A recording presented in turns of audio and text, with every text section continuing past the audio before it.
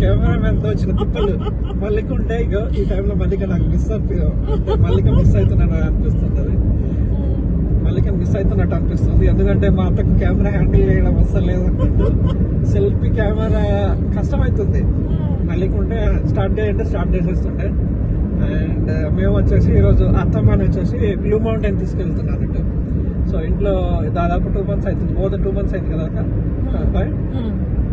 So bore పడుతుందని చెప్పినానికి last week ఇక్కడికి టెంపుల్కి వెళ్ళినట్టు.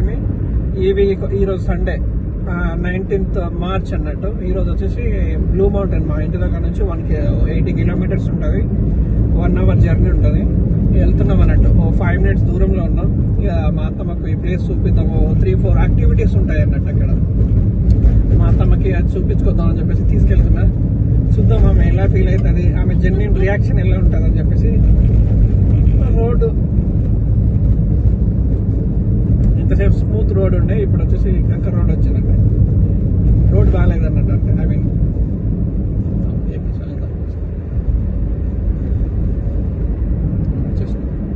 సో ఆల్మోస్ట్ వచ్చేసిన 3 minutes దూరంలో ఉన్నాం అన్నట్టు. బై కెమెరా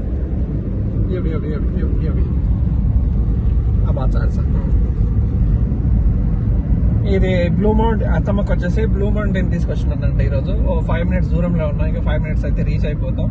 సో ఆమె జెన్యున్ రియాక్షన్ ఎలా ఉంటుంది అని చెప్పేసి చూద్దాం అన్నట్టు. ఓకే, ఇక్కడ 3-4 యాక్టివిటీస్ ఉంటుంది, చాలా బాగుంటుంది. డెఫినెట్గా ఎవరైనా సిడ్నీకి వచ్చిన వాళ్ళకి డెఫినెట్గా తీసుకెళ్తారు. వాళ్ళ పేరెంట్స్ కావచ్చు, మనం కావచ్చు, ఎవరైనా సరే ఈ ప్లేస్ చూడాల్సింది, అంత బాగుంటుంది.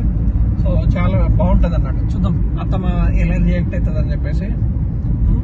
ఎలా అనిపిస్తుంది బాయ్? బాగుంది.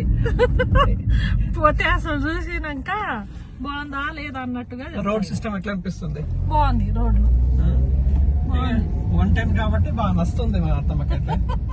ఈ ఫారెస్ట్ లో చూసి మధ్య పోతుంది మా అత్తమ్మకైతే.